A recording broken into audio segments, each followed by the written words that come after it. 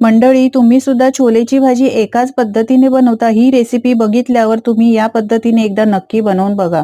यासाठी पॅनमध्ये इथे मी वर दिलेले सगळं साहित्य घातलेलं आहे. पूर्णपणे मिक्स करून घ्यायचं, पाणी घालून चांगलं शिजवून घ्यायचं. 2 मिनिटं थंड झाल्यावर मिक्सरच्या भांड्यात घालून वाटून घ्यायचं. यानंतर कढईमध्ये तेल घालून वर दिलेले सगळे मसाले, घरगुती मसाले घालायचे, वाटण घालायचं, पाणी घालायचं, मिक्स करून घ्यायचं. यानंतर यामध्ये पाणी, मीठ आणि कसुरी मेथी घालून ग्रेव्ही छान शिजल्यावर 1 चमचा गरम मसाला घालून शिजवून घ्यायची. यानंतर मिक्सरच्या भांड्यात रात्रभर भिजवलेले छोले आणि घरगुती काही मसाले घातले, ते वर लिहून दिलेले आहेत, सगळे घालायचे आणि जाडसर असं वाटून घ्यायचं.